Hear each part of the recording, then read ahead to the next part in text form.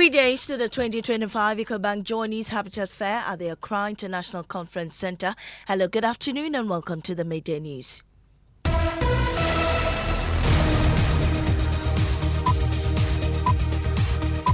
The Midday News is live on Joy 99.7 FM, hits 103.9 FM in Accra.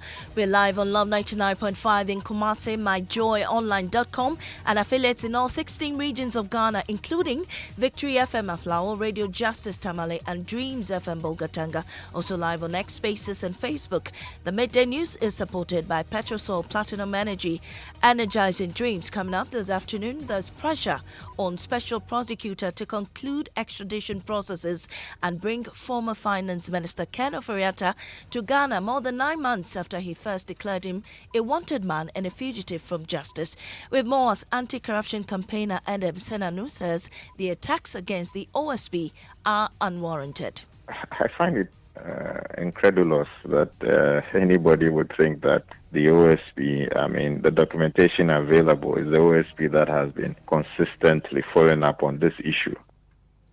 Plus more details from the OSP, which has concluded investigations into allegations a rich businessman tried to bribe NPP MPs and his amendment to the charges against former NPP boss Mustafa Hamid. Also coming up this afternoon, Education Minister Haruna Idrisu reveals plan to review the computerized school selection and placement system, admitting the current system is not serving the needs of the country. So it means that the computerized placement system is not working well for the country, and I'm happy to review it. We have details, plus we'll take you around the country as thousands of first years continue to report to various senior high schools across the country. The feeling is neutral, and then I'm so excited. Yes, I'm a bit excited and kind of nervous. I'm really excited.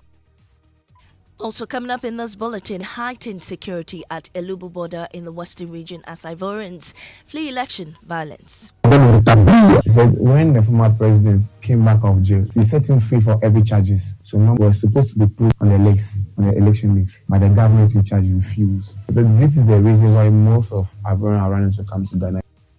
Well, we'll be live at the border for updates as data picked by Joy News indicates over 1,500 Ivorians have entered the country within the last 3 months, with the immigration service assuring the situation is under control. The situation is still very fluid, and so let's put yourself in readiness to receive them with your eyes wide open so we don't get any criminals slipping through.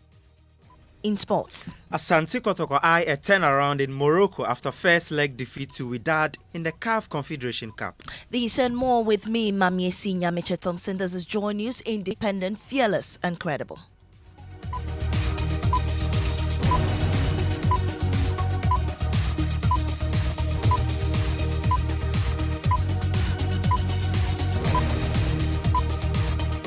Thanks for joining us. This afternoon, there's pressure on Special Prosecutor Kisi Jabing to conclude the extradition process against former Finance Minister Ken Ofori-Atta, who has failed to attend to the OSP despite being placed on the wanted list and Interpol red notice. It's been 9 months since the former Finance Minister was first declared a fugitive of justice, and processes initiated to extradite him to face criminal charges in Ghana. Last week, correspondence between the AG and OSP on the extradition process leaked, with associated claims that the OSP had refused to supply the docket to the AG. There's more on the following report.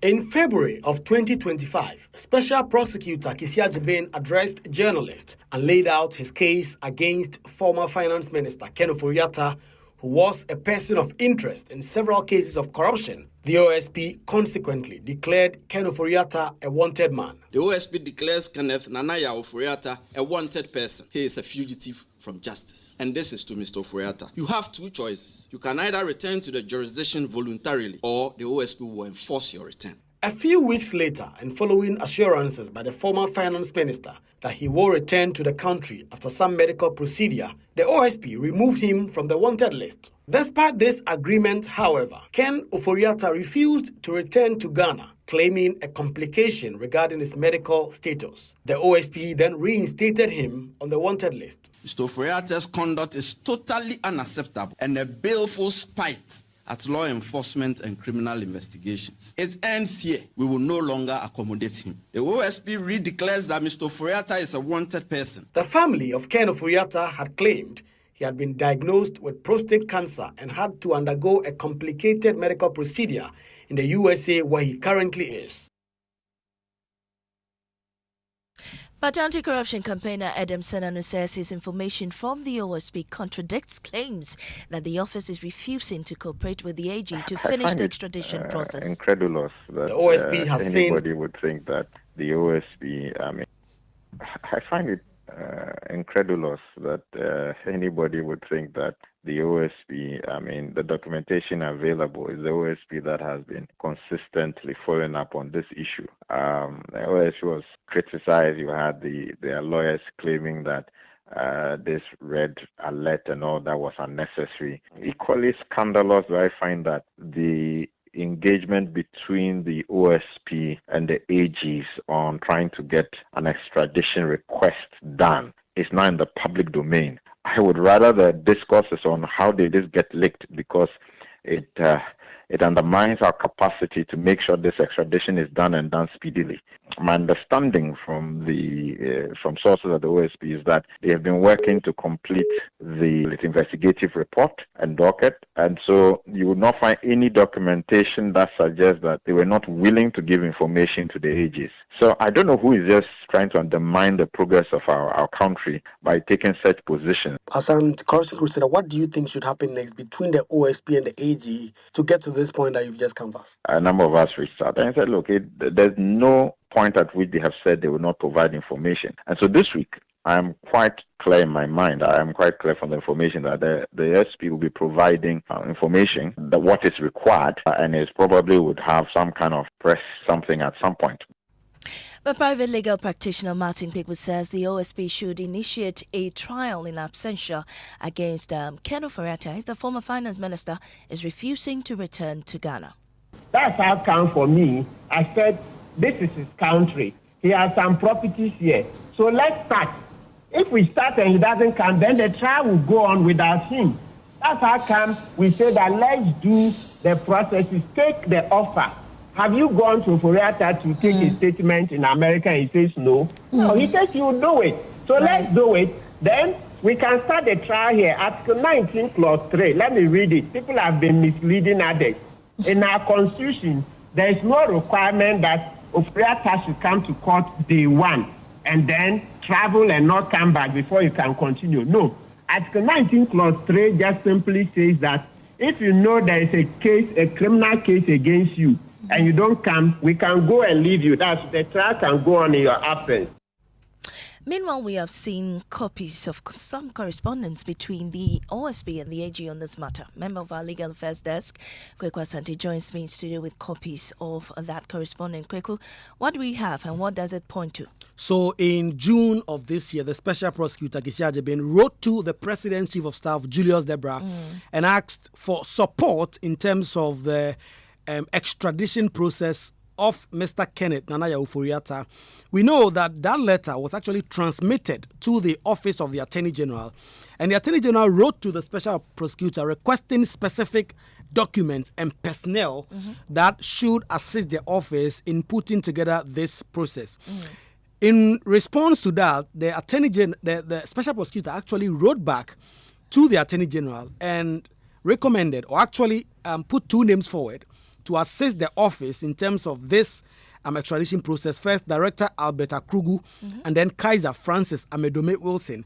But they did not include one of the requests of the Attorney General, that is, a copy of the docket in its current state on the subject, and then an investigative report, even if in the interim on the subject, and any other information.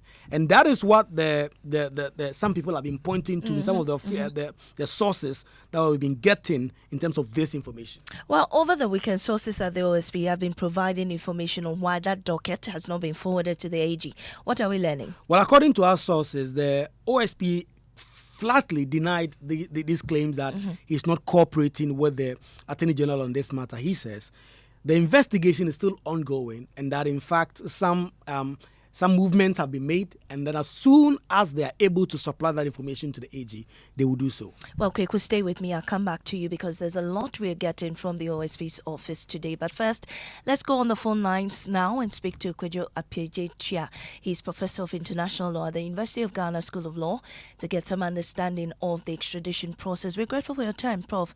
It's been more than 9 months since Ken Ofori-Atta was first declared a fugitive. And, of course, at some point, that was withdrawn. But he's since been, restated on the wanted list. Is the process inherently difficult? And why could it be taking so much time? Thanks for having me. Well, it's not inherently difficult, but it's a process that involves cooperation between three main actors.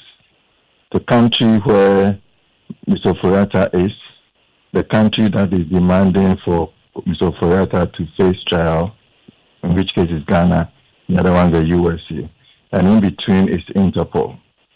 So as things stand now, Ghana has asked Interpol to issue the red alert against Mr. Ofori-Atta. The red alert in itself does not constitute an arrest warrant. And so Mr. Ofori-Atta is not arrested as such, but it's an indication that the Interpol is on the lookout for him, and if they find him, that doesn't bring the matter to a close.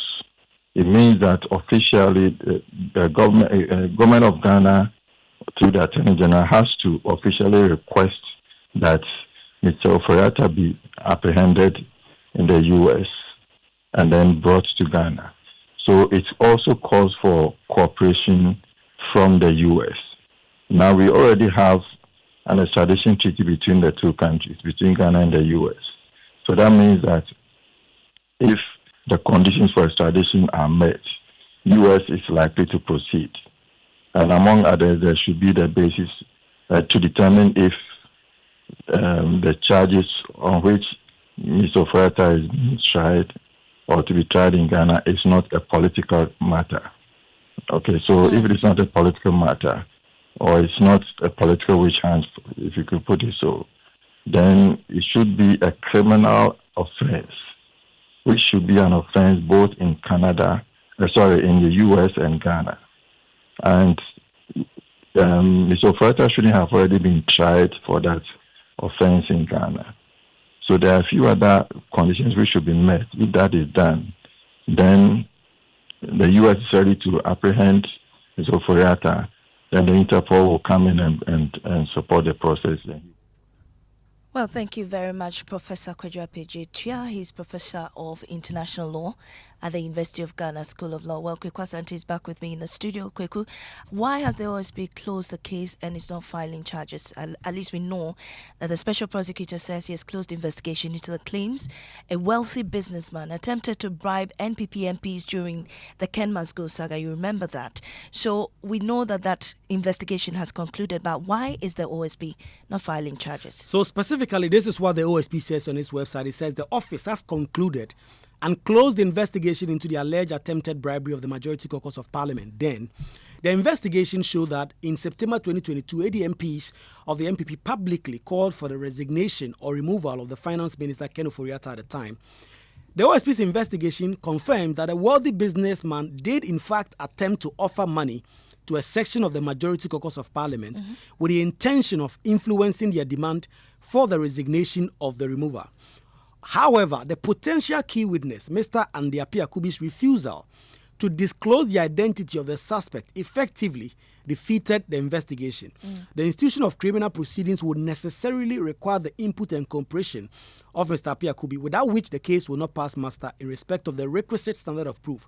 The investigation may be reopened should the circumstance and further facts so dictate. So yes, someone tried to bribe the NPP MPs, but they will not tell the special prosecutor who exactly that was and will not cooperate if prosecution is started. We're also learning that the OSP has amended its charge sheet against the former NPA boss, Mustafa Hamid. What do we know? Yes, we know that case is back in court today, and according to this notice put out by the the special prosecutor. He has amended the charges and the charge sheet that is actually gone to court.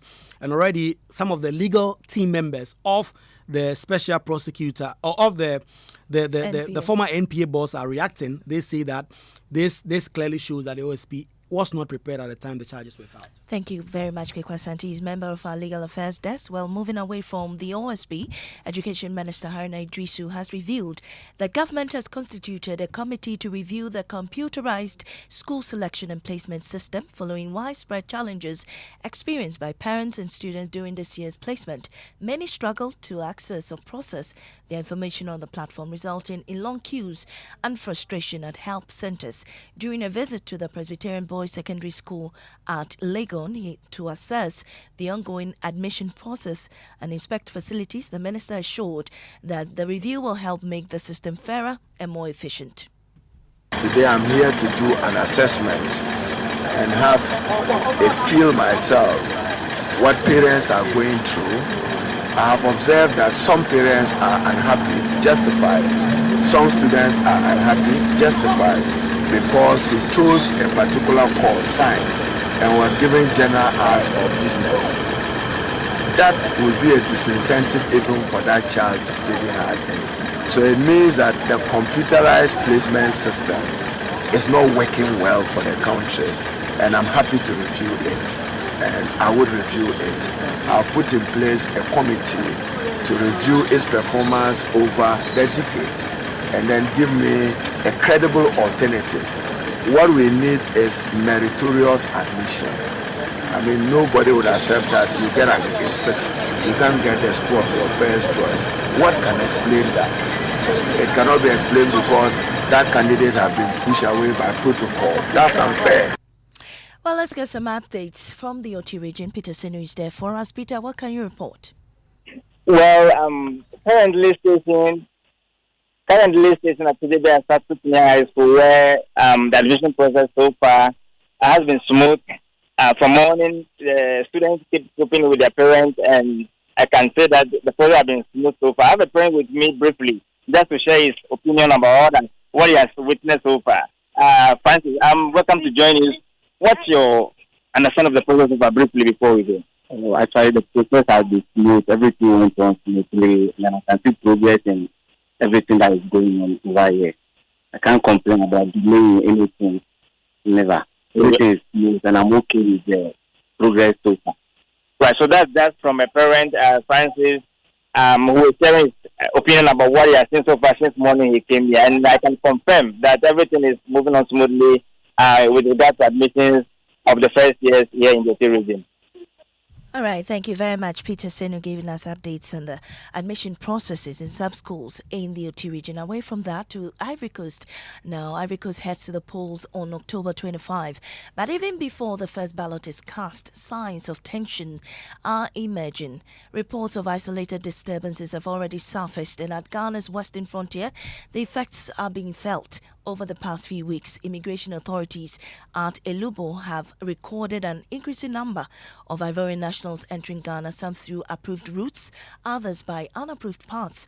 On a working visit to the border post, Western Regional Minister Joseph Nelson called for heightened vigilance from the security agencies stationed there. The situation is still very fluid, and so let's keep our eyes on, the inflow so that we're able to check the security side of things so we don't have any surprises in the future. The elections are coming on. As we approach the day, I believe that a lot more of them will come. So put yourself in readiness to, receive them. And then, of course, with your eyes wide open so we don't get any criminals slipping through the system to pose a challenge to us as far as our security is concerned. Well, we have also been speaking to the Deputy Commissioner of Immigration at the Elubu Command, DCI Joshua Kreku, and confirmed the trend, revealing that many of the arrivals do not immediately identify as asylum seekers. He adds all of them will be screened and a special place allocated to them. We haven't had crisis situation yet, and we can't always say no crisis anyway, because from now till the elections and even aftermath, we wouldn't know what will happen. So we are preparing ourselves to be able to take control if the situation should arise. So I had even written to the municipal chief executive to help us around Elubo. In case people come and it's a crisis situation, we can send them there and then have time to screen them properly before Ghana Refugee Board would take them as refugees to their a refugee camp. So he told me they have identified a place and they are grading the place and set up just in case. But for now, everything is fine at the border. You're still listening to the Midday News here on Joy 99.7 FM. We'll take a break, return with sports. And also, it's a real struggle for local pharmaceutical companies to access potable water in the production of fluid-based medicines, including infusions, and major water bodies in the country remain heavily polluted from illegal mining operations. The scores are Wovenu Senior High Technical School, 19 points. Fuakobi Ampim Girls Senior High School, 23 points. KNEST Senior High School, 24 points.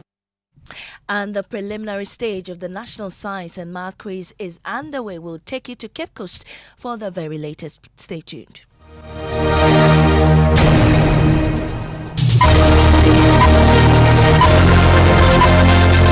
When I wake up in the morning, I brush my teeth with Kale Charcoal toothpaste. This gives me confidence all day. Anytime you meet Amma, don't be surprised I smile showing my beautiful white teeth because I don't have cavity thanks to Kale Charcoal toothpaste for its natural charcoal properties. In fact, we are like twins. I can't go without my Kale Charcoal toothpaste. That be why I dey use Kale Charcoal toothpaste morning and night when I dey go bed safe. It dey make my teeth white when it dey comot every scent from my mouth inside. My confidence level they go up, so I dey show my 32 teeth all.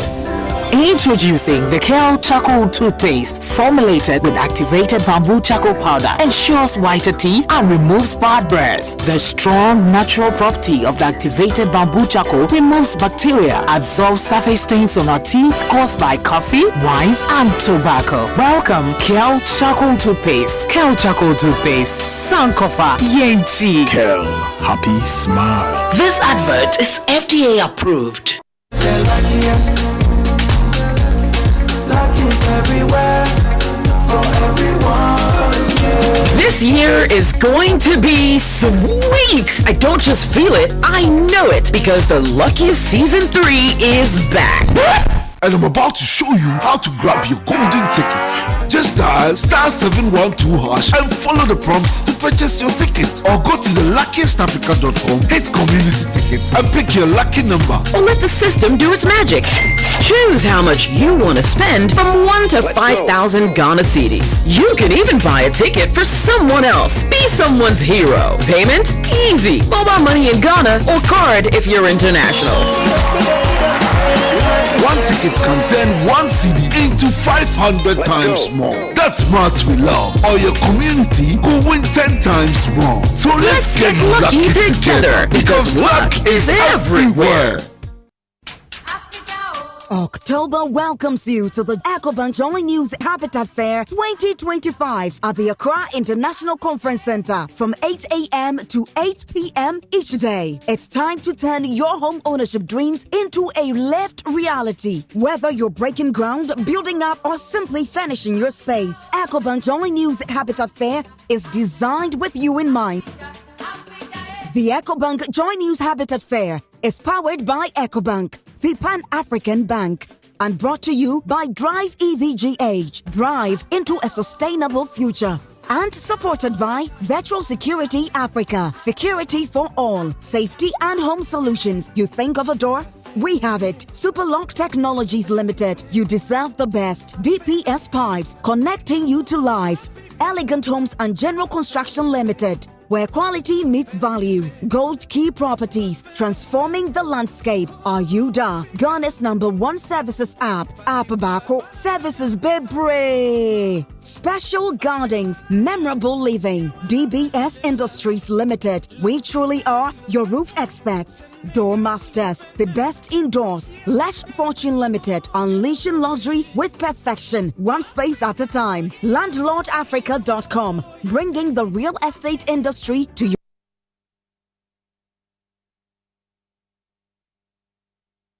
Welcome back to the Midday News. We have sports now, Mubarak. Maame, Asante Kotoko's bid to reach the group stage of the Confederation Cup for the first time since 2019 has taken a hit following a 1-0 defeat to Wydad Casablanca in the first leg of the preliminary round. But head coach Karim Zito says he's not giving up ahead of Friday's return leg in Morocco against the 3-time Champions League winners. This is the game of football. Sometimes certain things happen beyond your control. I'm not gonna lie, there were some mistakes that affected it. So anything can happen when we go there. And we are not going there as losers. We are going there to stamp our feet and then play well. It's the first step. It's not over until it's over. You see, there are certain situations, and yet impossible, but very difficult situations.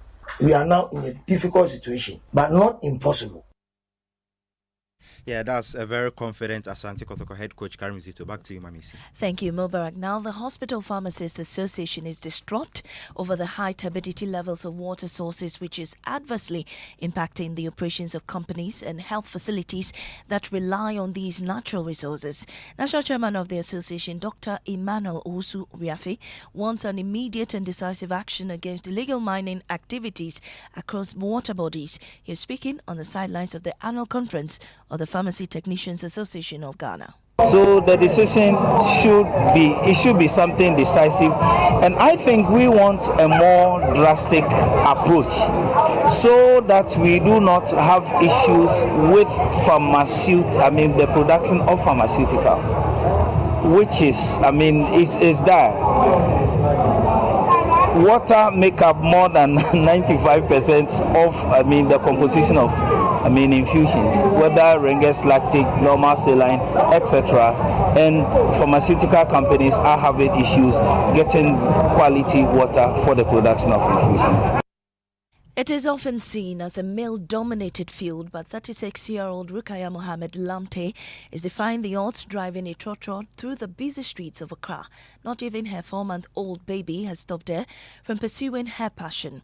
Despite the challenges that come with the job, including insults and ridicule from people who believe it is not a woman's place, Rukaya remains determined to stay behind the wheel. Fatau Bayaga has more in a report, but we'll be bringing you that subsequently. You're still listening to the Midday News here on Joy 99.7 FM. It's time now for the National Science and Math Quiz. The preliminary stage is underway.